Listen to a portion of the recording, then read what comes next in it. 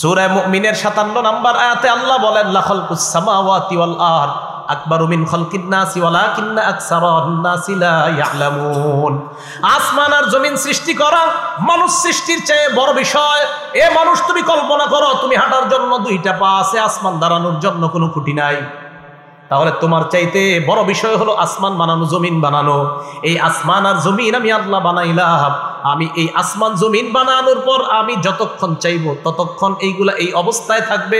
আমি যখন চাইবো না, কুল্লুমান আলাইহা ফান, সব ধ্বংস হয়ে যাবে। এই জন্য আসমান কাইয়ুম না, জমিন কাইয়ুম না, কাইয়ুম একমাত্র কে? আল্লাহ চিরস্থায়ী। আল্লাহ চিরস্থায়ী, এই বিশ্বাস নেওয়া। তাহলে হাইয়ুন কাইয়ুম। এবার আমার সাথে এই দুইটা শব্দ সবাই বলেন, হাই কাইয়ুম। এখন কি করবেন আপনারা যাদের মেয়ের বিয়ে হয় না, দীর্ঘদিন যাবৎ বিয়ের চেষ্টা করতেছেন, বিয়ে হচ্ছে না, আপনারা কি করবেন? আল্লাহরে বলবেন, ইয়া হাইয়ু ইয়া কাইয়ুম, হে হাই হে কাইয়ুম, আমার মেয়ের বিয়ে হচ্ছে না 3 বছর, আল্লাহ আপনি বিয়ের ব্যবস্থা করায় দেন। এই হাই আর কাইয়ুম বলে আল্লাহর কাছে এটা বলবেন। কেন বলবেন? দুইটা হাদিস শোনেন, তারপর বুঝবেন। প্রথম হাদিসটা আসছে মুসনাদে আহমদ কিতাবের একটা ভার্সন আছে, নাম তাখরিজুল মুসনাদ, হাদিস নাম্বার 27611 নম্বর হাদিস। এই হাদিসের বর্ণনাকারী আসমা বিনতে ইয়াজিদ রাদিয়াল্লাহু তাআলা আনহা, তিনি বলেন, সামিআতু রাসূলুল্লাহি সাল্লাল্লাহু আলাইহি ওয়াসাল্লাম ইয়াকুল ফি হাযিহিল আয়াতাইন ফি সূরাতিল বাকারা ওয়া সূরাতি আলি ইমরান। নবীজিকে আমি বলতে শুনলাম সূরা বাকারার 255 নম্বর আয়াত, আল্লাহু লা ইলাহা ইল্লা হুয়াল হাইয়ুল কাইয়ুম, এই আয়াতের ব্যাপারে শুনলাম। সূরা আলি ইমরানের 2 নম্বর আয়াতের ব্যাপারে শুনলাম। নবীজি কি বলে দেখেন, ইন্না ফীহিমা ইসমাল্লাহিল আযম। নবীজি বলেন এই 2 সূরার মধ্যে ইসমে আযম আছে। ইসমে আযম, আল ইসমুল আযম, এই 2 আয়াতের মধ্যে ইসমে আযম আছে। নবীজি বললেন আল্লাহর মহান 2টা নাম আছে এই 2 আয়াতের মধ্যে। সেই 2টা নাম হলো, 1 নাম্বার হাইয়ুন, 2 নাম্বার কাইয়ুম। তাহলে বলেন তো আল্লাহর মহান নাম 2টা, সবাই বলেন কি কি? আবার আল্লাহর মহান নাম 2টা কি কি? এই হাইয়ুন কাইয়ুম দিয়ে দোয়া করলে যে দোয়া কবুল হয়, এই কথা কই আছে? তাখরিজুজ জাদিল মাআদ একটা কিতাব আছে, এই কিতাবের 4 নম্বর খণ্ড 188 নম্বর পৃষ্ঠা। নবীজির সাহাবা আবু উমামা রাদিয়াল্লাহু তাআলা আনহু বলেন, ইসমুল আযম আল্লাযী ইযা দুইয়া বিহি আজাবা। আল্লাহর মহান 2টা নাম হাইয়ুন কাইয়ুম নিয়ে বান্দা যখন দোয়া করবে, সাথে সাথে দোয়া কবুল হয়ে যায়। আবার বলছি, ইসমে আযম 2টা হাইয়ুন কাইয়ুম দিয়ে যখন বান্দা দোয়া করে, তার দোয়া কবুল হয়ে যায়। হাইয়ুন এবং কাইয়ুম দিয়ে দোয়া করলে দোয়া কবুল করেন কে? আল্লাহ দোয়া কবুল করেন। এবার ওই সাহাবা বলেন, তোমরা হাইয়ুন কাইয়ুমকে 3টা সূরার মধ্যে তালাশ করবা। 1 নাম্বার সূরা বাকারা 255 নাম্বার আয়াত, আয়াতুল কুরসিতে তালাশ করবা। 2 নাম্বার সূরা আলী ইমরানের 2 নাম্বার আয়াতে তালাশ করবা। সূরা আলী ইমরানে আছে কিন্তু দেখবেন, আলিফ লাম মিম আল্লাহু লা ইলাহা ইল্লা হুয়াল হাইয়ুল কাইয়ুম। 3 নাম্বার সূরা তাহার 1 কত? 111। মাশাআল্লাহ, কত? 111 নাম্বার আয়াতে তালাশ করবা। ওয়া আনাতিল উজুহু লিল হাইয়িল কাইয়ুম। সব মানুষ চিরঞ্জীব, চিরস্থায়ী আল্লাহর সামনে মাথা নত করবে। সুবহানাল্লাহ। এই হাইয়ুন কাইয়ুম 3 আয়াতে তালাশ করো। এই আয়াত দিয়ে দোয়া করার সাথে সাথে এই 2টা নাম দিয়ে দোয়া করবা, ইয়াকিন রাখবা, বিশ্বাস রাখবা, আল্লাহ তোমার দোয়া কবুল করবে। তাহলে ভাই, কোন 2টা নাম নিয়ে আমরা দোয়া করব? হাইয়ুন কাইয়ুম। ইনশাআল্লাহ আল্লাহ দোয়া কবুল করবে। এবার পরের আয়াত, আমরা দ্বিতীয় অংশে যাই। লা তাখুযুহু সিনাতুন ওয়ালা নাওম। তন্দ্রা, ঝিমুনি ভাব আল্লাহকে স্পর্শ করে না। ওয়ালা নাওম, নিদ্রা, ঘুম আল্লাহকে স্পর্শ করে না। তন্দ্রাও আসে না, ঝিমুনি, ঘুমের আগে যেটা ভূমিকা, যেটা এটাও আল্লাহকে স্পর্শ করে না। একদম চূড়ান্ত ঘুমিয়ে যাওয়া, এটাও আল্লাহকে স্পর্শ করে না। মানুষ একটু ভাবেন, আমার রব কত বড় মহান, সামান্য মুহূর্তের জন্য তাকে ঝিমুনি স্পর্শ করে না। তো এই রবকে রব মানবো না তো কাকে মানবো? সামান্য সময় তার কোনো তন্দ্রা আসে না, নিদ্রা আসে না। রব তো তিনিই হয়, ইলাহ তো তিনিই হয়। লা তাখুযুহু সিনা, তাকে তন্দ্রা স্পর্শ করে না। ওয়ালা নাওম, নিদ্রা স্পর্শ করে না। ইবনে মাজাহ কিতাবের নাম, হাদিসের কিতাব, 196 নম্বর হাদিসে আল্লাহ রাসূল বলেন, ক্বালা রাসূলুল্লাহ সাল্লাল্লাহু আলাইহি ওয়াসাল্লাম, আল্লাহ নবী বলেন, ইন্নাল্লাহা লা ইয়ানাম, নিশ্চয়ই আল্লাহ ঘুমান না। ওয়ালা ইয়ামবাগি লাহু আইয়ানাম, তার জন্য ঘুমানোর শোভাও পায় না। নবীজি বলেন আল্লাহ ঘুমান না, আল্লাহর জন্য ঘুমানো শোভা পায় না। আল্লাহ যদি ঘুমায়, আসমান জমিনের নিয়ম শৃঙ্খলা সব শেষ। কোনো নিয়ম থাকবে না। আল্লাহ যদি ঘুমায় তো নবীজি বলেন নিশ্চয় আল্লাহ ঘুমান না। আল্লাহর ঘুম এটা আল্লাহর শানের খেলাফ, আল্লাহ ঘুমাতে পারে না। নবীজি বলেন আল্লাহ ঘুমান না, ঘুমানো আল্লাহর ক্ষেত্রে যায় না, এটা আল্লাহর শান না। আল্লাহ সব সময় জাগ্রত, আল্লাহ চিরস্থায়ী। এই জন্য আসমান জমিন ওই অবস্থায় আছে যে অবস্থা আল্লাহ রাখতে চায়। ভাই কথাগুলো সবার বুঝে আসছে? লাহু মা ফিস সামাওয়াতি ওয়া মা ফিল আরদ, আসমান জমিনের সব কার? সবাই বলেন সব কার? ইমানদাররা কার? বেঈমানরাও কার? যারা আল্লাহ মানে তারা কার? যারা আল্লাহ মানে না তারাও কার?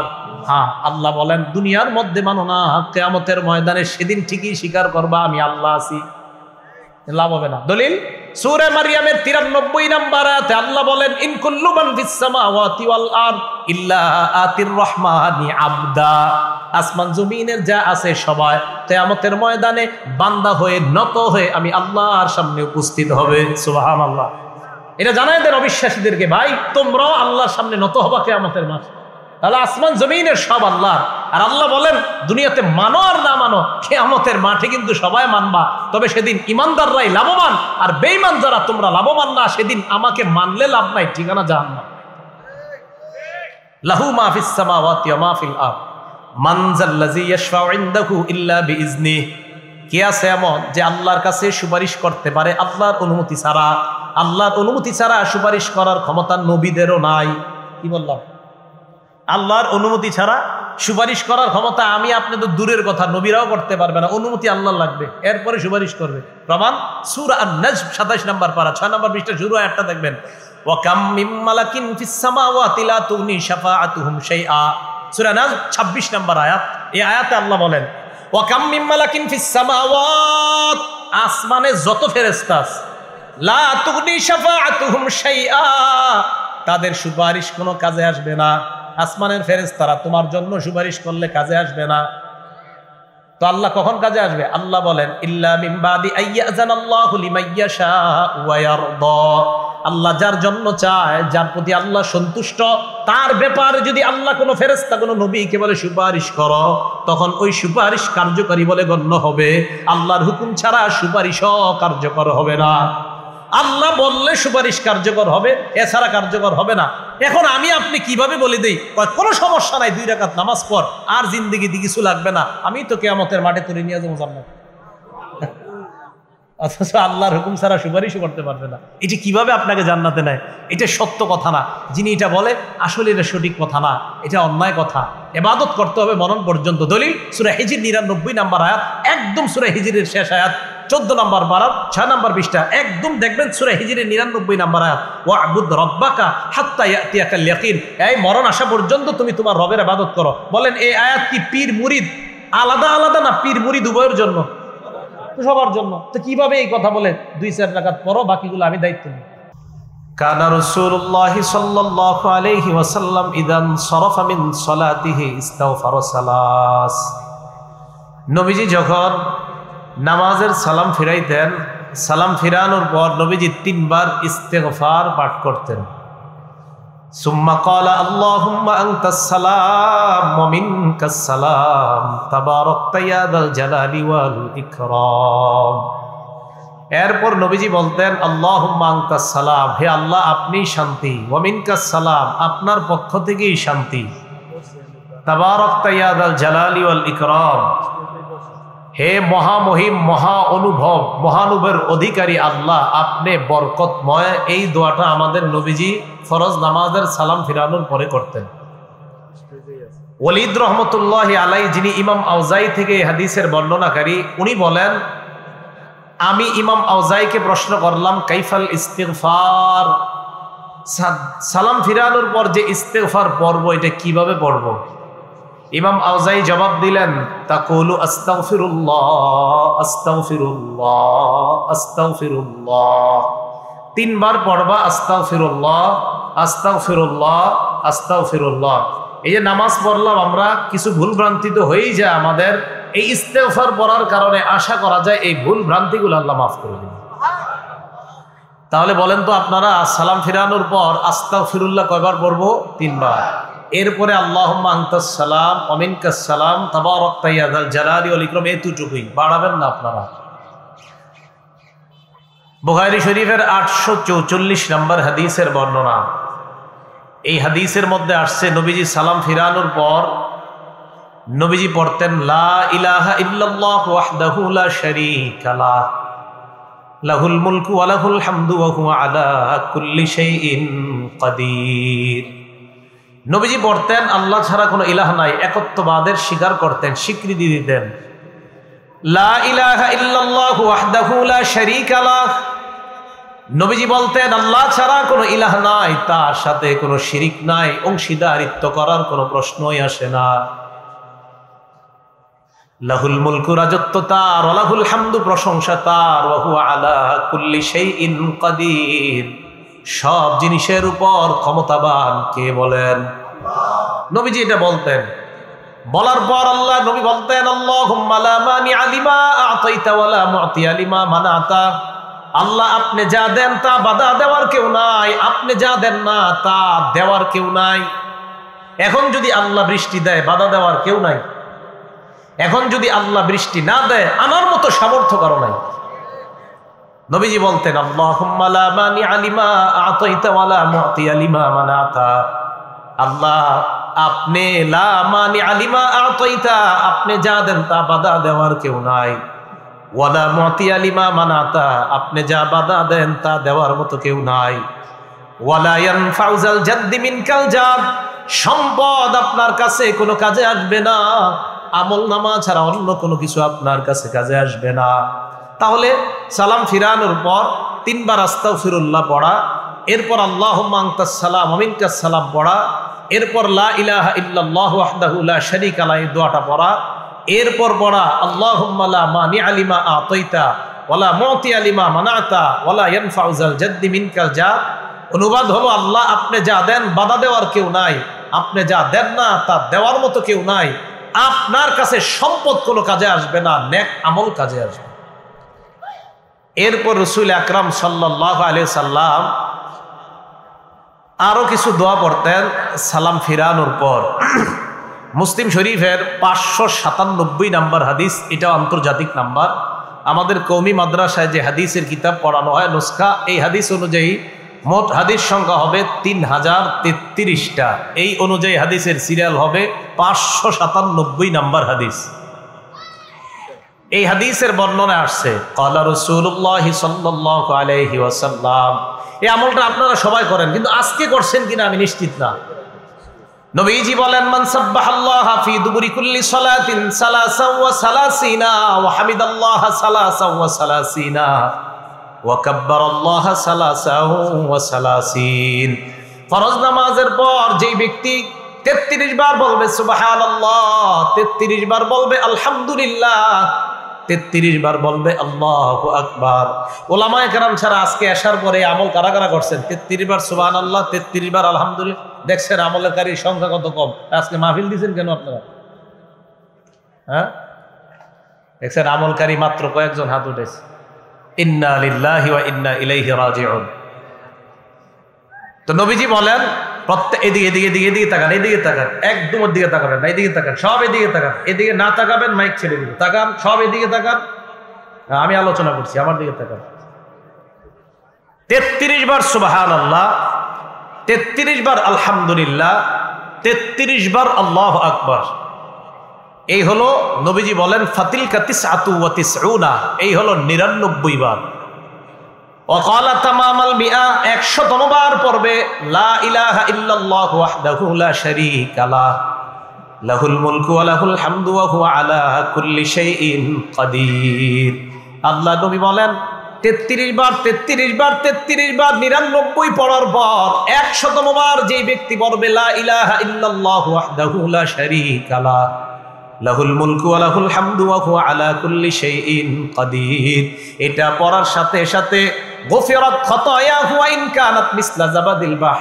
আল্লাহ নবী বলেন সমুদ্রের ফেনা পরিমাণ গুনাহ যদি থাকে ওই গুনাহ আল্লাহ মাফ করে দেয়। সমুদ্রের ফেনা পরিমাণ গুনাহ আজকে মাত্র 7 জন মাফ করাইছে, বাকিরা করায়নি। রাসূল আকরাম সাল্লাল্লাহু আলাইহি সাল্লাম বললেন এই আমল করলে সমুদ্রের ফেনা পরিমাণ গুনাহ মাফ হয়ে যায়। আল্লাহ আমাদেরকে আমল করার তৌফিক দান করেন। এরপর নবীজি সাল্লাল্লাহু আলাইহি সাল্লাম আরেকটা আমল করতেন, এই যেমন এই যে ছেলেটা বসা, হ্যাঁ, নবীজি ওনার একজন সাহাবা আছে নাম মুআজ, আবু দাউদ হাদিস নাম্বার 1522 নম্বর হাদিস, 1522। নবীজি ওনার সাহাবা মুআজ রাদিয়াল্লাহু তাআলা আনহুকে বলেন, ইয়া মুআজ ওয়াল্লাহি ইন্নী লা উহিব্বুক, মুআজ আল্লাহর কসম আমি তোমাকে ভালোবাসি। সাহাবা নবীকে বলে নাই, নবী সাহাবাকে বলতেছে, মুআজ আল্লাহর কসম আমি তোমাকে ভালোবাসি একবার। সুম্মা ক্বালা ইয়া মুআজ ওয়াল্লাহি ইন্নী লা উহিব্বুকা, আল্লাহ নবী আবার বললেন, মুআজ আল্লাহর কসম আমি তোমাকে ভালোবাসি। এরপর আল্লাহ নবী বললেন, মুআজ উসিকা, আমি তোমাকে একটা ওসিয়ত করি, ভালোবাসার দাবি নিয়ে আমি তোমাকে কিছু বলতে চাই। লা তাদআদনা ফি দুবুরি কুল্লি সালাত, 5 ওয়াক্ত ফরজ নামাজের পরে এই আমলটা কখনো তোমরা ছাড়বা না। মুআজকে আল্লাহ নবী বললেন, মুআজ আমি মোহাব্বতের দাবি নিয়ে তোমাকে একটা আমল শিখাইতে চাই, এই আমলটা ফরজ নামাজের পর কখনো ছাড়বা না। আমার কেমন যেন আত্মবিশ্বাস, আলেমরা ছাড়া অন্যরা কেউ এই আমলটা আজকে করেনি নাই। আত্মবিশ্বাস হয়তো করছেন, বলতেছি দেখি করছেন কিনা। ফরজ নামাজের পর নবী ওনার সাহাবাকে বলছে জীবনে ছাড়বা না এটা। এখন দেখি আজকে কে কে ছাড়ছেন। কি ফরজ নামাজের সালাম ফিরানোর পর বলবা, আল্লাহুম্মা আইন্নি আলা যিকরিকা ওয়া শুকরিকা ওয়া হুসনি ইবাদাতিক। ওলামা ছাড়া অন্য কে এই দোয়াটা পড়ছেন আজকে? একজন। দেখছেন, নবীজি তার সাহাবাকে বলছে জীবনে ছাড়বা না এটা, একজন মাত্র পড়ছে। নবীজি তার সাহাবাকে বলছে মোহাব্বতের দাবি নিয়ে বলে জীবনে আমল ছাড়বা না, একজন পড়ছে আমল। তুমি এই দোয়া করবা মুআজ, কোনদিন ফরজ নামাজের পর এই দোয়া ছাড়বা না। কি তুমি আল্লাহকে বলবা, আল্লাহুম্মা আইন্নি আলা যিকরিকা, আল্লাহ আপনি আমাকে সাহায্য করেন যেন আমি আপনার বেশি বেশি জিকির করতে পারি। ওয়া শুকরিকা, আমাকে সাহায্য করেন যেন আমি আপনার বেশি কৃতজ্ঞতা প্রকাশ করতে পারি। ওয়া হুসনি ইবাদাতিক, আল্লাহ আপনি সাহায্য করেন যেন বেশি বেশি আপনার ভালো ইবাদত করতে পারি। কি সুন্দর দোয়া। আল্লাহ সাহায্য করেন যেন আপনার জিকির বেশি করতে পারি, সাহায্য করেন যেন আপনার শুকরিয়া বেশি আদায় করতে পারি, সাহায্য করেন যেন আপনার ভালো ইবাদত বেশি করতে পারি। এই দোয়াটা সবাই শিখে নিবেন। নবীজি বলছে মুআজ আমি তোমাকে ভালোবাসি একবার, নবীজি আবার বললেন মুআজ আমি তোমাকে ভালোবাসি দুইবার। এরপর নবী বললেন মুআজ ফরজ নামাজের পর লা তাদআদনা, কিছুতেই কখনো এই দোয়াটা ছাড়বা না। কি আল্লাহকে বলবা, আল্লাহ আপনি আমাকে সাহায্য করেন আমি যেন আপনার জিকির বেশি করতে পারি, আল্লাহ আমি যেন আপনার কৃতজ্ঞতা বেশি আদায় করতে পারি, আমি যেন বেশি ইবাদত করতে পারি। এই দোয়া করা কখনো ছাড়বা না। এটা নবীজি তার সাহাবা হযরত মুআজকে শিক্ষা দিলেন। আল্লাহ আমাদের সকলকে এই দোয়াগুলা শিখে নেওয়ার তৌফিক দান করেন। আবু দাউদ শরীফের 1523 নম্বর হাদিস, নবীজির এক সাহাবা নাম উকবাহ ইবনে আমির রাদিয়াল্লাহু তাআলা, দেখেন তিনি কি বলেন। আন উকবাহ ইবনে আমির আন উকবাহ ইবনে আমির রাদিয়াল্লাহু তাআলা আনহু قال, উকবাহ ইবনে আমির বলেন আমারনি রাসূলুল্লাহ সাল্লাল্লাহু আলাইহি ওয়াসাল্লাম বিল মুআব্বিজাত দুবুরা কুল্লি সালাত।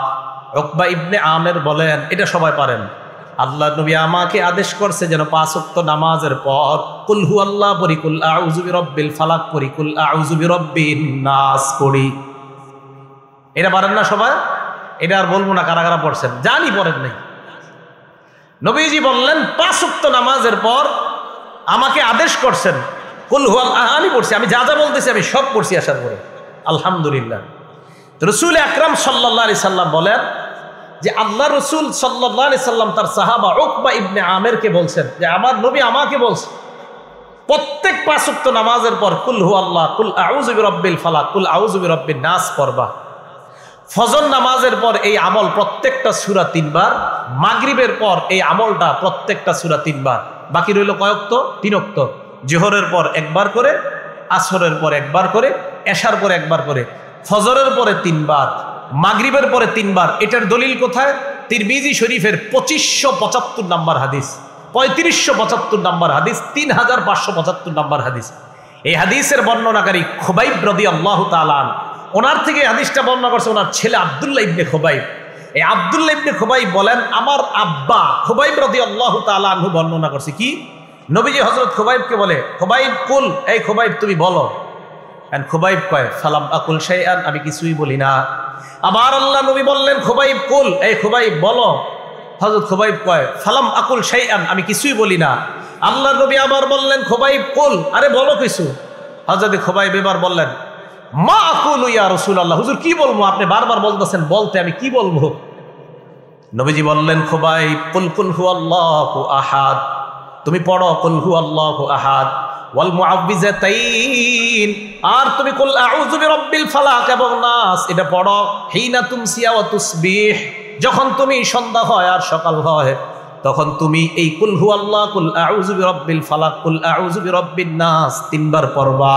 ফজরের পর তিনবার, মাগরিবের পর তিনবার। আল্লাহর নবী বলেন তাকফিকা মিন কুল্লি শাই, আজকে আমলটা যারা যারা করছেন নবী বলেন দুনিয়ার সকল বিপদ আপদ থেকে এই তিনটা সূরা তোমার জন্য যথেষ্ট হয়ে যায়।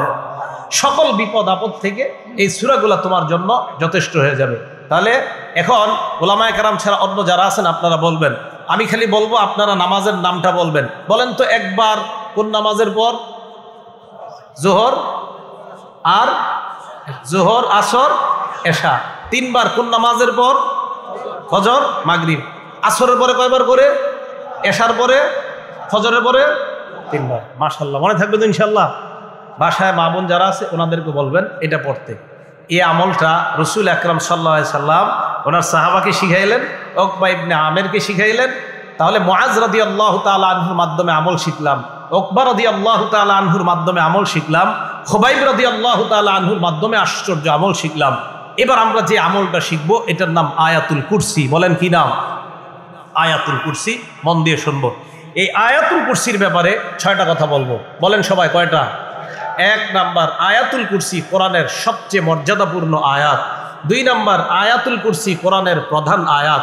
3 নাম্বার, আয়াতুল কুরসির জিহ্বা আছে, 2টা ঠোঁট আছে। 4 নাম্বার, আয়াতুল কুরসির তাফসীর সংক্ষিপ্ত। 5 নাম্বার, আবু হুরায়রা রাদিয়াল্লাহু তাআলা আন এবং এক চোরের সাথে বুখারীর বর্ণনা থেকে আমরা প্রমাণ করব একটা ঘটনা ঘটছে। চোর আবু হুরায়রা রাদিয়াল্লাহু তাআলা আনহুকে আয়াতুল কুরসির আমল শিক্ষা দিয়েছে। 6 নাম্বার, ফরজ নামাজের পর আয়াতুল কুরসি পড়ার কি লাভ। এই 6টা অংশ শেষ হবে, হুজুর ইনশাআল্লাহ এসে যাবেন, আলোচনা শুরু করবে। আল্লাহ আমাদের সকলকে ধৈর্যের সাথে আলোচনাগুলো শোনা, বলা, আমল করার তৌফিক দান করেন। এর মাঝে একটা কথা, আমি আলোচনায় থাকি, হুজুর আলোচনায় থাকে, যেই থাকুক, মাগরিব এশার নামাজের আগে মুহতারাম আলী হাসান উসামা হাফিজাহুল্লাহ আলোচনায় ছিলেন। নামার সাথে সাথে দেখলাম আপনারা আমার দিকে তাকাইছেন, কাজটা ঠিক করেন নাই। উনি আলোচনা করতেছে, ওনার দিকে আপনারা তাকায় থাকবেন, কে আসছে এটা দেখা দরকার নাই। তাহলে যে আলোচনা করবে ওনার দিকে তাকিয়ে থাকবেন। এর মাঝখানে যে অন্য দিকে তাকান, এই তো আপনার কিছু আলোচনা ছুটে যায়। আমার কিন্তু কিছু নিয়ম আছে, আপনারা যারা আলোচনা শোনেন হঠাৎ আমি জিজ্ঞাসা করি বলেন কি বলছি এখন, এটা বলে ফেলি। এই জাতীয়, এই জন্য এটা করবেন না, ঠিক আছে না? করবেন। যে আমাদের অলিপুরি সাহেব হুজুর যখন বয়ান করে, হুজুর তো জানেন কিভাবে বয়ান করে, মনে হবে ক্লাস করাইতেছে। এখন হুজুরের বয়ানে যদি ওই দিকে তাকান, তো হুজুর মাঝখান থেকে যদি বলেন তো কি বলছি, পারবেন না। তো এইটা কি হলো? এই জন্য যেই আলোচনা, আসরের পরেও যদি কেউ আলোচনা করে বাস ওনার দিকে তাকায় থাকবেন।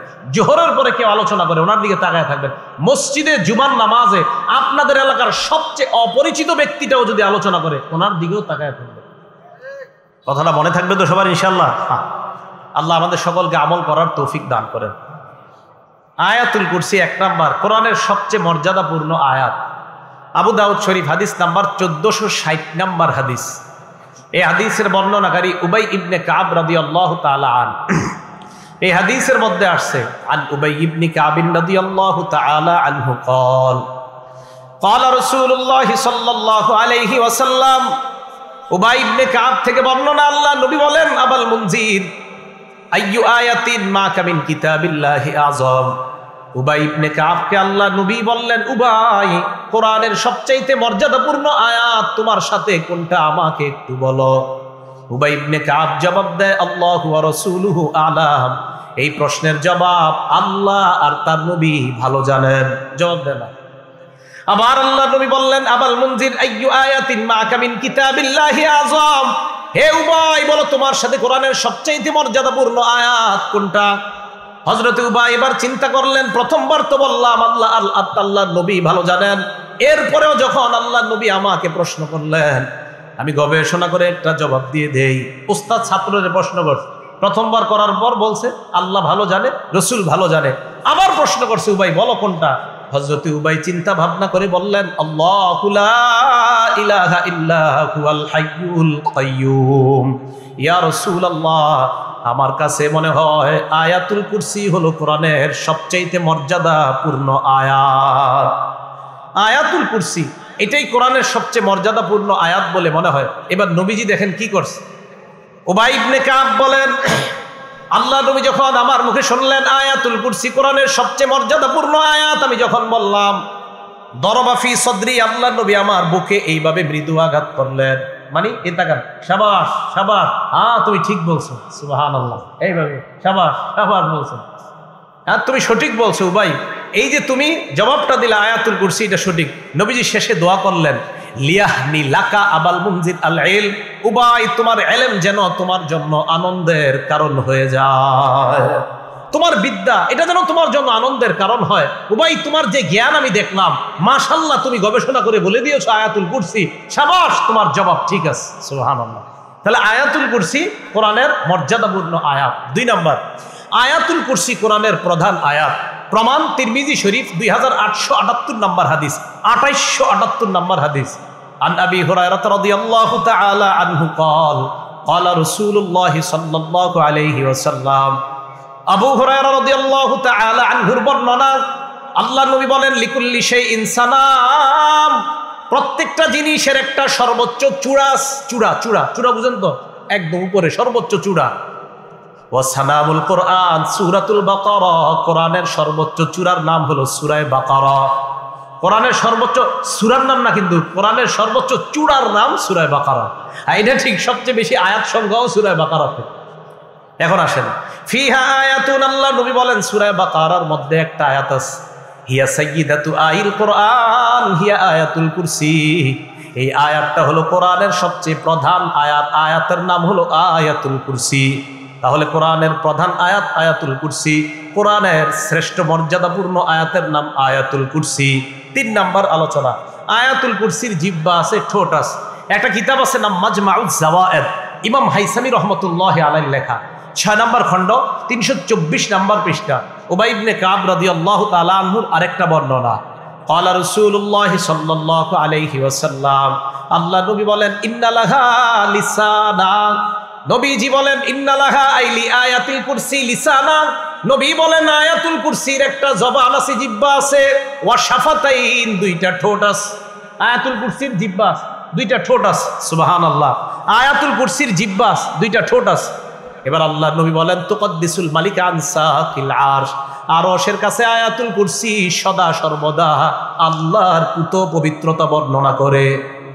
আয়াতুল কুরসির জিহ্বা আছে, 2টা ঠোঁট আছে, আরশের কাছে থাইকা সদা সর্বদা আল্লাহর পবিত্রতা বর্ণনা করে। আল্লাহু লা ইলাহা ইল্লা হুয়াল হাইয়ুল কাইয়্যুম, আল্লাহ লা ইলাহা ইল্লাহু, তিনি ছাড়া কোনো ইলাহ নাই। মন দিয়ে শুনেন, লা ইলাহা ইল্লাহু এটা হলো কালিমাতুত তাওহীদ, একত্ববাদের শব্দ, একত্ববাদের বাক্য, একত্ববাদের কালিমা। এই কালিমাতুত তাওহীদ এটা একত্ববাদের কালিমা, মানে তিনি ছাড়া কোনো ইলাহ নাই। তিনি কে? আল্লাহ। বলেন তো, আবার মন থেকে আওয়াজ দিয়ে বলবেন, তিনি ছাড়া কোনো ইলাহ নাই, তিনি কে? আল্লাহ। আচ্ছা, আল্লাহ ছাড়া কোনো ইলাহ থাকলে সমস্যা কি? আল্লাহ ছাড়া কোনো ইলাহ থাকলে সমস্যা কি? সমস্যা আছে। কোথায় আছে? এটাও আল্লাহ কোরআনে বলছে। কি সমস্যা? সূরা আম্বিয়ার 22 নম্বর আয়াতে সমস্যার কথা আল্লাহ বলছে, লাউ কানা ফীহিমা আলিহাতুন ইল্লাল্লাহু লাফাসাদাতা। আল্লাহ বলেন, আসমান এবং জমিনের মধ্যে আমি ছাড়া যদি আর কোনো ইলাহ থাকতো, আসমান জমিন ধ্বংস হয়ে যাইত। তাহলে সমস্যা আছে না নাই? আল্লাহ বলেন, আমি ছাড়া কোনো ইলাহ থাকলে আসমান জমিন ধ্বংস হয়ে যাইত। ক্ষতির ধরনটা কেমন? সূরা মুমিনুনের 91 নম্বর আয়াতে আল্লাহ বলেন, ওয়ামা কানা মাহু মিন ইলাহ, আল্লাহর সাথে কোনো ইলাহ নাই। ইজান, যদি আল্লাহর সাথে কোনো ইলাহ থাকতো, লাযাহাবা কুল্লু ইলাহিম বিমা খালাকা আলা বা'দুহুম আলা বা'দ, আল্লাহর সাথে কোনো ইলাহ যদি থাকতো, প্রত্যেক ইলাহ তার সৃষ্টি নিয়ে পৃথক হয়ে যাইত, এক স্রষ্টা আরেক স্রষ্টার উপর প্রাধান্য বিস্তার করত। আল্লাহ বলতেন, আমি আজকে বৃষ্টি দিব। জমিনের ইলাহ বলতো বৃষ্টির প্রয়োজন নাই, গাছের ইলাহ বলতো বাতাসের প্রয়োজন নাই, সমুদ্রের ইলাহ বলতো মাছ থাকার প্রয়োজন নাই।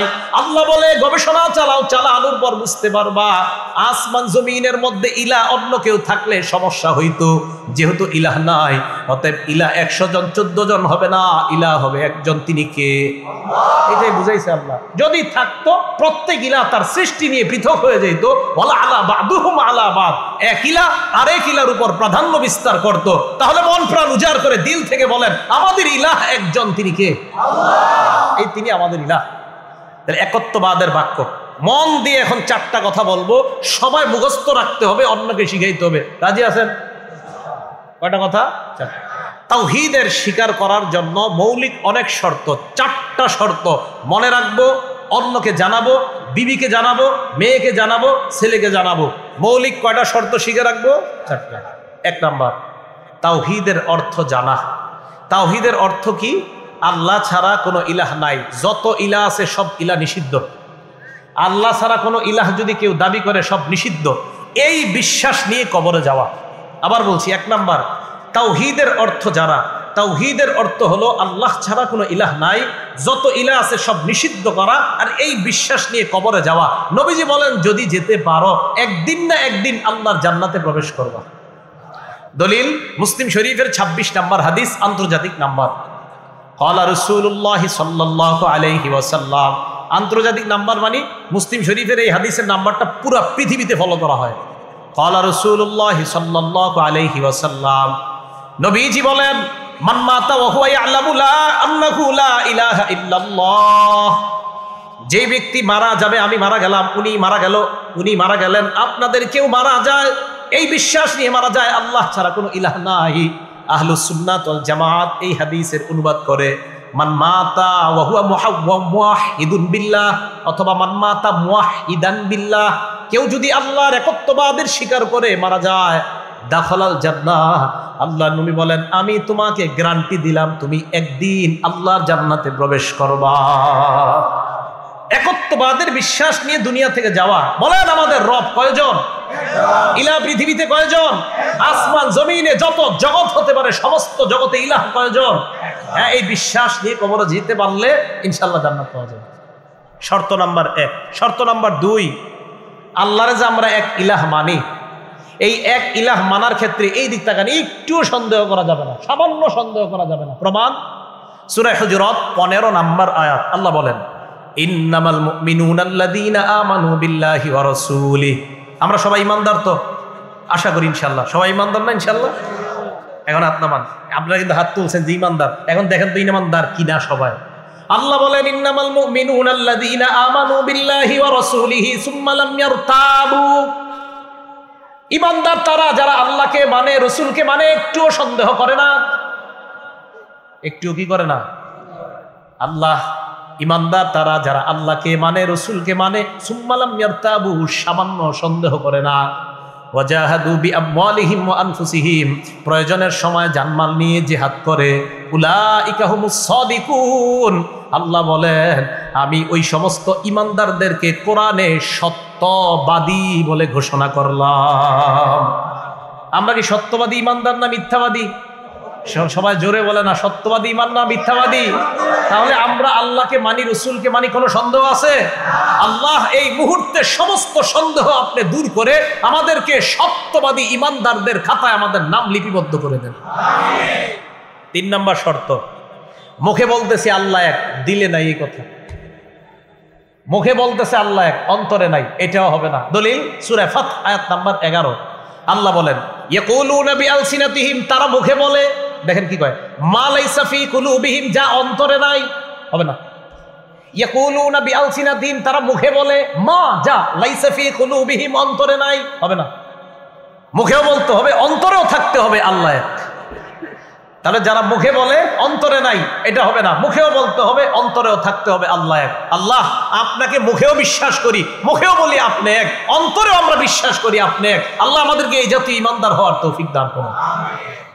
4 নাম্বার, আল্লাহরে বিশ্বাস করি, আল্লাহরে একত্ববাদ স্বীকার করি মহব্বতের সাথে। বলেন সবাই কিসের সাথে? পিস্তল ধরলে না, মানে ভয়ে না, ভয়ে না, না, মহব্বতে আল্লাহরে বিশ্বাস করি, মহব্বতে মেনে নেই আল্লাহ এক। জোর করছে এমন না, আর মহব্বতের সাথেই মেনে নিচ্ছে আল্লাহ। আবার বলছে জোর করছে কেউ আমাদেরকে এমন না, মহব্বতের সাথেই মনে প্রাণে মেনে নেওয়া আল্লাহ। রাজি সবাই? এটা 4 নম্বর শর্ত, মহব্বতের সাথে আল্লাহর একত্ববাদ মেনে নিতে হবে। প্রমাণ বুখারী শরীফ হাদিস নাম্বার 16। 3 গুণ যার মধ্যে থাকবে আল্লাহ তাকে ঈমানের স্বাদ উপভোগ করাবে। সুবহানাল্লাহ। এখন বলেন তো, আমরা যদি ঈমানের স্বাদ পেতে চাই কয় গুণ লাগবে? আবার ঈমানের স্বাদ পেতে হলে কয় গুণ লাগবে? ক্বালা রাসূলুল্লাহ সাল্লাল্লাহু আলাইহি ওয়াসাল্লাম, আল্লাহ নবী বলেন সালাসুন মান কুন্না ফীহি, যার মধ্যে 3টা গুণ থাকবে। কয়টা গুণ? ওয়াজাদা হালাওয়াতাল ঈমান, ওই ব্যক্তি ঈমানের স্বাদ গ্রহণ করতে পারবে, ঈমানের মিষ্টতা গ্রহণ করতে পারবে। 1 নাম্বার, মান কানাল্লাহু ওয়া রাসূলুহু আহাব্বা ইলাইহি মিম্মা সিওয়াহুমা। বাংলা অনুবাদটা মনে রাখেন। 1 নাম্বার, আল্লাহ আর তার রাসূল ছাড়া দুনিয়াতে যা আছে সবার চাইতে আল্লাহ আর আল্লাহর নবীকে বেশি ভালোবাসা। 1 নাম্বার, আল্লাহ আর তার রাসূল ছাড়া দুনিয়াতে যা আছে সবার চাইতে আল্লাহকে বেশি ভালোবাসা, আল্লাহর রাসূলকে বেশি ভালোবাসা। তাহলে আমি আপনাদের কাছে জানতে চাই, আল্লাহ আর তার রাসূলের ভালোবাসায় দুনিয়ার সব ত্যাগ করতে রাজি আছি না নাই? আসলে রাজি আছেন? আসলে রাজি আছেন? সত্যি রাজি? জি এর আওয়াজ কমে গেছে, চিন্তা করতেছে কি জানি কই। আল্লাহ আল্লাহ রসুল ছাড়া যাস, এই হাদিসের অনুবাদগুলো ভালো করে বুঝবেন। আমি কি বুঝাইতে চাইতেছি একটু চিন্তা করবেন। আল্লাহ আর তার রসুল ছাড়া যা আছে সব চাইতে বেশি ভালোবাসতে হবে আল্লাহ আর তার রসুলকে। এটা হলো 1 নাম্বার। তাহলে মুহাব্বতের সাথে একত্ববাদ স্বীকার করি, আল্লাহ আপনাকে ভালোবাসি, আপনি যে এক এটাও স্বীকার করি আমরা। মনে থাকবে না ইনশাআল্লাহ? তাহলে 1 নাম্বার গুণ। 2 নাম্বার, আইয়ুহিব্বাল মারআ লা ইউহিব্বুহু ইল্লা লিল্লাহ, কাউকে ভালোবাসা একমাত্র আল্লাহর জন্য। আমি কাউকে ভালোবাসবো একমাত্র আল্লাহর জন্য, তাহলে আল্লাহ ঈমানের স্বাদ আমাকে উপভোগ করাবেন। 3 নাম্বার, আইয়াকরাহা আইয়াউদা ফিল কুফরি কামা ইয়াকরাহু আইয়ুকযাফা ফিন নার। আমি আপনি আমরা যারা ঈমানদার, আমরা কুফরিতে ফিরে যাওয়া তেমন অপছন্দ করি যেমন আগুনের মধ্যে পুড়ে যাওয়া অপছন্দ। আগুনে কে পুড়তে চাই আমরা? এখন আমাদের ঈমান হলো এমন যে আল্লাহ আগুনে পুরা যেমন সম্ভব না, তেমনি কোন অবস্থায় কুফরিতে ফিরে যাওয়া সম্ভব না। এই জাতীয় ঈমান যার হবে আল্লাহ তাকে ঈমানের স্বাদ গ্রহণ করা হবে। যে অসম্ভব, কুফরিতে আবার কিভাবে যাব? আগুনে যেমন আমি পুড়তে রাজি না আল্লাহ, এটা আমার অপছন্দ, আমি কুফরিতেও যেতে পারবো না, এটাও অপছন্দ। রাসূল আকরাম সাল্লাল্লাহু আলাইহি সাল্লাম বলেন, উম্মত 3 গুণ অর্জন করো, আল্লাহকে আর আমাকে সবচেয়ে বেশি ভালোবাসো, কাউকে ভালোবাসো আল্লাহর জন্য। 3 নাম্বার, তুমি কুফরিতে ফিরে যাওয়া তেমন অপছন্দ করো যেমন আগুনে পড়ে যাওয়া তোমার অপছন্দ। এই 3 গুণ অর্জন করো, আল্লাহ তোমাকে ঈমানের স্বাদ উপভোগ করার তৌফিক দান করবে।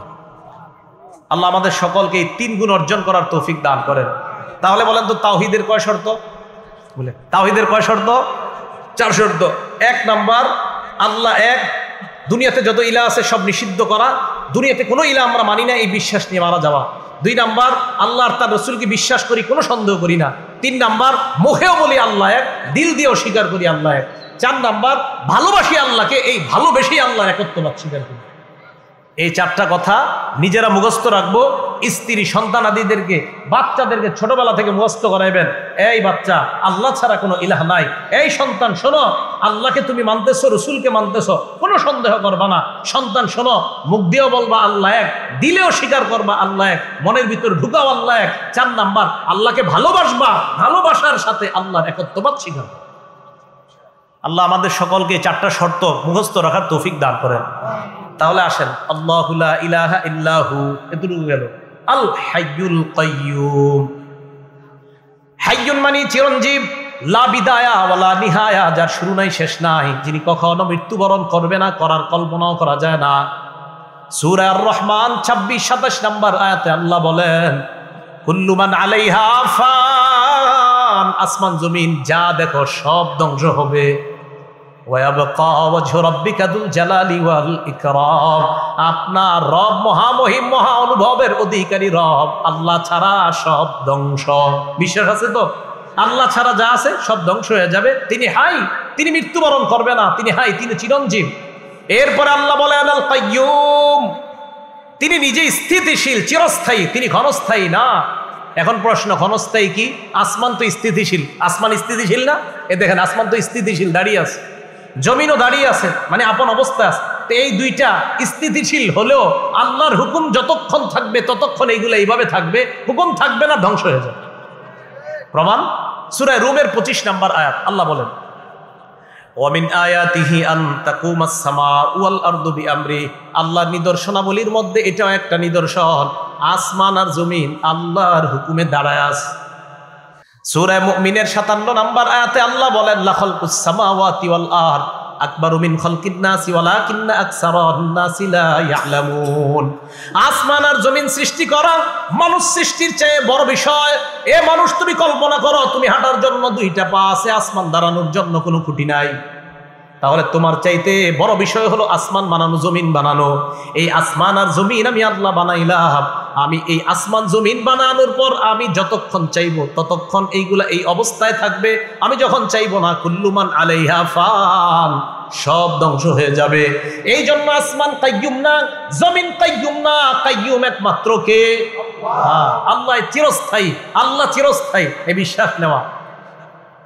তাহলে হাইয়ুন কাইয়ুম। এবার আমার সাথে এই 2টা শব্দ সবাই বলেন, হাই কাইয়ুম। এখন কি করবেন আপনারা যাদের মেয়ের বিয়ে হয় না, দীর্ঘদিন যাবত বিয়ের চেষ্টা করতেছেন, বিয়ে হচ্ছে না, আপনারা কি করবেন? আল্লাহরে বলবেন ইয়া হাইয়ু ইয়া কাইয়ুম, হে হাই হে কাইয়ুম, আমার মেয়ের বিয়ে হচ্ছে না 3 বছর, আল্লাহ আপনি বিয়ের ব্যবস্থা করায় দেন। এই হাই আর কাইয়ুম বলে আল্লাহর কাছে এটা বলবেন। কেন বলবেন? 2টা হাদিস শোনেন, তারপর বুঝবেন। প্রথম হাদিসটা আসছে মুসনাদে আহমদ কিতাবের একটা ভার্সন আছে, নাম তাখরিজুল মুসনাদ, হাদিস নাম্বার 27611 নম্বর হাদিস। এই হাদিসের বর্ণনাকারী আসমা বিনতে ইয়াজিদ রাদিয়াল্লাহু তাআলা আনহা, তিনি বলেন সামিআতু রাসূলুল্লাহি সাল্লাল্লাহু আলাইহি ওয়াসাল্লাম ইয়াকুল ফি হাযিহিল আয়াতাইন ফি সূরাতিল বাকারা ওয়া সূরাতি আলি ইমরান, নবীজিকে আমি বলতে শুনলাম সূরা বাকারার 255 নম্বর আয়াত, আল্লাহু লা ইলাহা ইল্লা হুয়াল হাইয়ুল কাইয়ুম, এই আয়াতের ব্যাপারে শুনলাম। সূরা আলী ইমরানের 2 নম্বর আয়াতের ব্যাপারে শুনলাম। নবীজি কি বলে দেখেন, ইন্না ফীহি মা ইসমাল্লাহিল আযম, নবীজি বলেন এই 2 সূরার মধ্যে ইসমে আযম আছে। ইসমে আযম, আল ইসমুল আযম, এই 2 আয়াতের মধ্যে ইসমে আযম আছে। নবীজি বললেন আল্লাহর মহান 2টা নাম আছে এই 2 আয়াতের মধ্যে। সেই 2টা নাম হলো 1 নাম্বার হাইয়ুন, 2 নাম্বার কাইয়ুম। তাহলে বলেন তো আল্লাহর মহান নাম 2টা, সবাই বলেন কি কি? আবার আল্লাহর মহান নাম 2টা কি কি? এই হাইয়ুন কাইয়ুম দিয়ে দোয়া করলে যে দোয়া কবুল হয়, এই কথা কই আছে?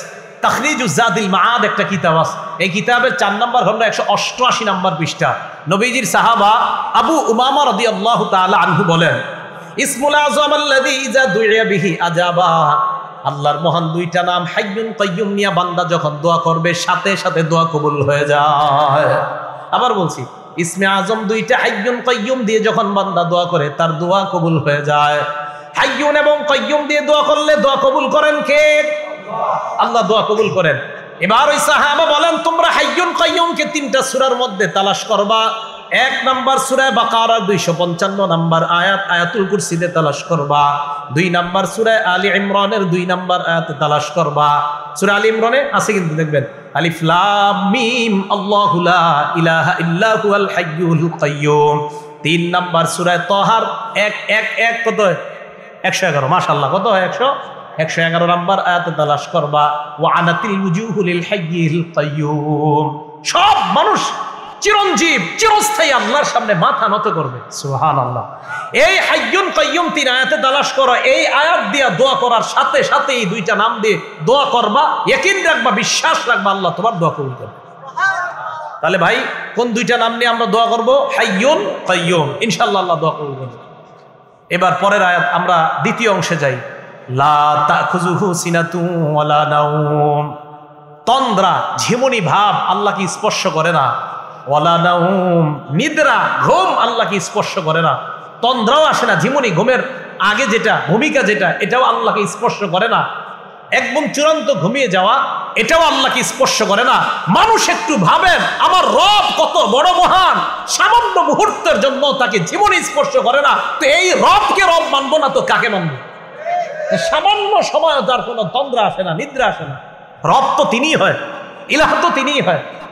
লা তাখুযুহু সিনা, তাকে তন্দ্রা স্পর্শ করে না। ওয়ালা নাওম, নিদ্রা স্পর্শ করে না। ইবনে মাজাহ কিতাবের নাম, হাদিসের কিতাব, 196 নাম্বার হাদিসে আল্লাহ রাসূল বলেন ক্বালা রাসূলুল্লাহ সাল্লাল্লাহু আলাইহি ওয়াসাল্লাম, আল্লাহ নবী বলেন ইন্নাল্লাহা লা ইয়ানাম নিশ্চয়ই আল্লাহ ঘুমান না। ওয়ালা ইয়ামবাগি লাহু আইয়ানাম, তার জন্য ঘুমানোর শোভাও পায় না। নবীজি বলেন আল্লাহ ঘুমান না, আল্লাহর জন্য ঘুমানোর শোভা পায় না। আল্লাহ যদি ঘুমায় আসমান জমিনের নিয়ম শৃঙ্খলা সব শেষ, কোনো নিয়ম থাকবে না। আল্লাহ যদি ঘুমায়, তো নবীজি বলেন নিশ্চয় আল্লাহ ঘুমান না।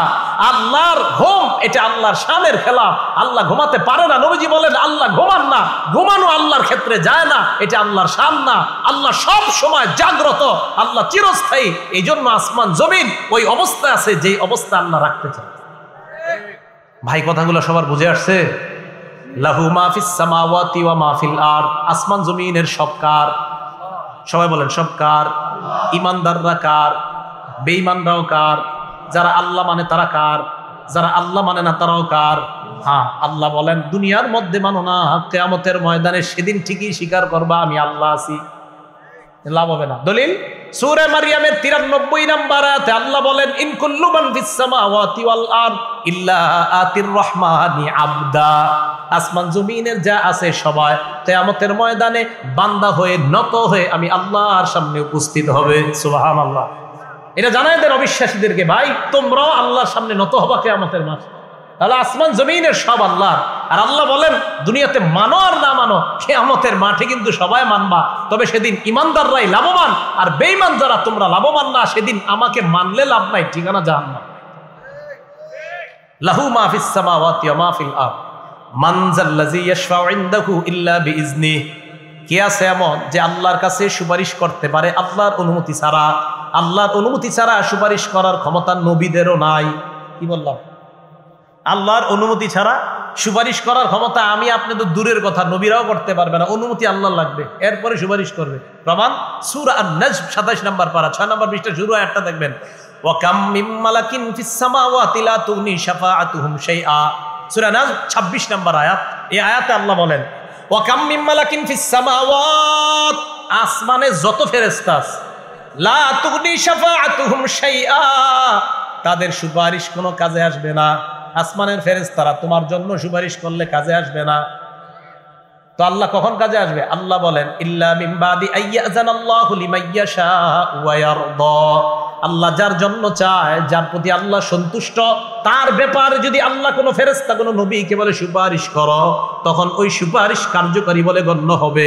আল্লাহর হুকুম ছাড়া সুপারিশও কার্যকর হবে না। আল্লাহ বললে সুপারিশ কার্যকর হবে, এছাড়া কার্যকর হবে না।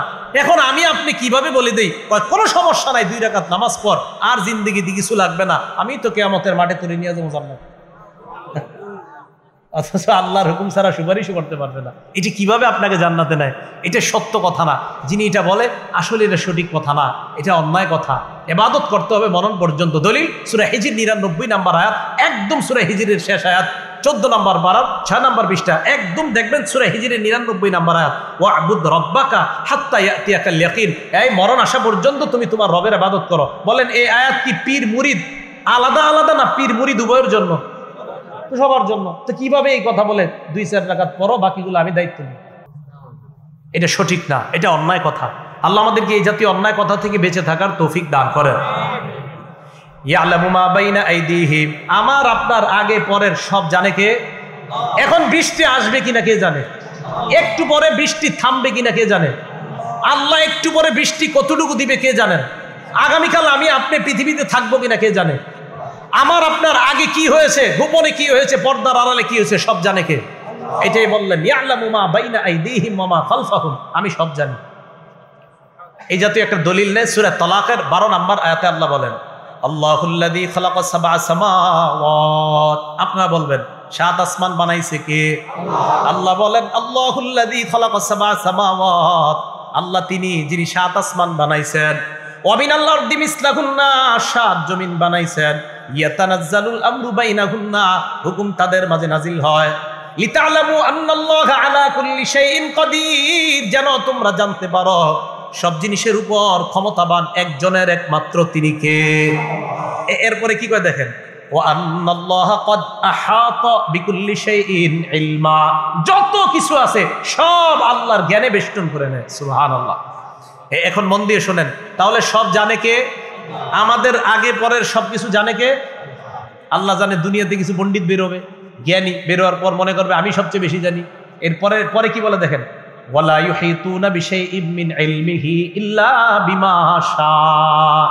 মানুষ ততটুকু জ্ঞানের মাধ্যমে বেষ্টন করতে পারে আমি আল্লাহ যতটুকু চাই।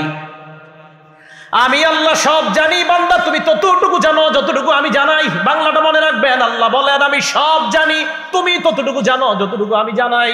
বলেন সব জানে কে? আমি কতটুকু জানি যতটুকু আল্লাহ। আবার সব জানে কে? আমি কতটুকু জানি যতটুকু আল্লাহ জানে। বাস, তাহলে অহংকারের কি আছে? কোনো অহংকার নাই। কেন অহংকার করা যাবে না? আমরা বিদ্যা নিয়ে একটা দলিল দেখেন, এরপরে বুঝবেন অহংকার করার যে সুযোগও নাই। মানে অহংকার করার এটা প্রশ্নই আসে না, আমাদের বিদ্যা এত কম। দলিল বুখারী শরীফের 122 নম্বর হাদিস। ঘরে যাদের কোরআন শরীফের বাংলা অনুবাদ আছে আপনারা কাজ করবেন, 15 নম্বর পারার 19 নম্বর পৃষ্ঠার শেষ থেকে লাকাদ লাকিনা মিন সাফারিনা হাযা নাসাবা আতিনা গাদা আনা লাকাদ লাকিনা মিন সাফারিনা হাযা নাসাবা থেকে পড়বেন। এই পড়ে 15 নম্বর পারার 20 এবং 16 নম্বর পারার শুরু পৃষ্ঠাটা পুরাটা পড়বেন, এত মজা পাইবেন। মজা পাওয়ার পরে আমার জন্য দোয়া করবেন, ঠিক আছে তো? হ্যাঁ, খুব মজা পাবেন। আপনারা পড়েন, যাদের বাংলা অনুবাদটা বললে দেখবেন কি মজা। তো বুখারী শরীফের 122 নম্বর হাদিসটা অনেক লম্বা, আমি শুধু জ্ঞানের অংশটা আলোচনা করব।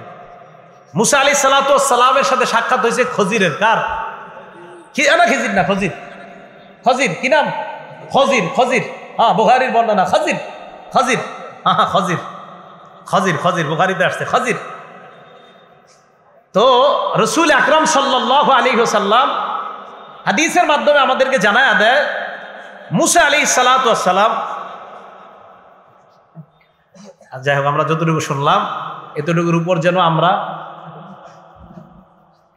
ঠিক আছে হুজুর এসে গেছে, আল্লাহ পাক রব্বুল আলামিন আমরা যতটুকু জানলাম এতটুকু কথার উপর যেন আমরা আমল করতে পারি, আল্লাহ তৌফিক দান করেন।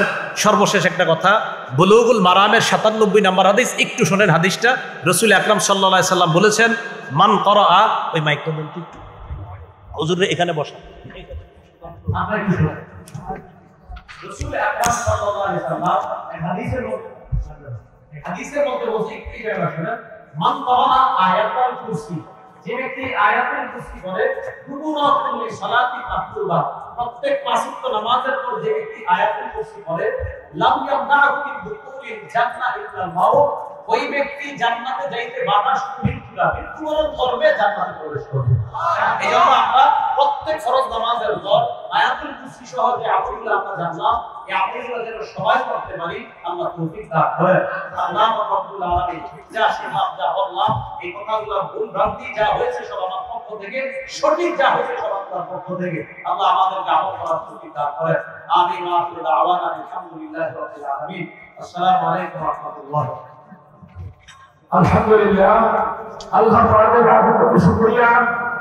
আমাদের মাঝে এতক্ষণ যে আলোচনা করতেছিলেন, কোরআন ও হাদিসের দৃষ্টিতে অত্যন্ত সার্থক আলোচনা করেছেন। আজকে আমাদের এই কালিকা প্রসাদের ঐতিহাসিক মাহফিলের কাঙ্ক্ষিত প্রধান অতিথি, যার জন্য আমরা এতক্ষণ অপেক্ষমান ছিলাম, আল্লাহ পাকের মেহেরবানি, আবহাওয়া অনেক ভালো, আমাদের আল্লামা অলিপুরি হুজুর আমাদের স্টেজে এসে গেছে। আলহামদুলিল্লাহ, অল্পক্ষণের মধ্যে আমাদের অলিপুরি হুজুরের বয়ান শুরু হয়ে যাবে। হুজুরের বয়ানের আগে আমাদের প্রোগ্রাম অনুযায়ী এখন কালিকা প্রসাদ ইউনিয়নের উলামায়ে কেরামের পাগড়ি প্রদান হবে। এরপরেই অলিপুরি হুজুরের বয়ান হবে। অল্প সময়ের ভিতরে পাগড়ি প্রদান করা হবে। আমাদের কালিকা প্রসাদ আলহামদুলিল্লাহ উলামায়ে কেরামের সংখ্যা 150-এর উপরে, এবং আমরা 180 জন হাফেজকে মাগরিবের পর ইনশাআল্লাহ পাগড়ি দিয়ে আলহামদুলিল্লাহ পাগড়ি দিয়েছি। এখন উলামায়ে কেরামকে পাগড়ি দেওয়া হবে আমাদের প্রধান অতিথির হাতে। অপারেটর কই? অপারেটর যে সকল উলামা হযরত আছেন যাদেরকে পাগড়ি দেওয়া হবে, আমি আপনাদের দৃষ্টি আকর্ষণ করে বলছি, আপনারা মেহেরবানি করে ওই দিক থেকে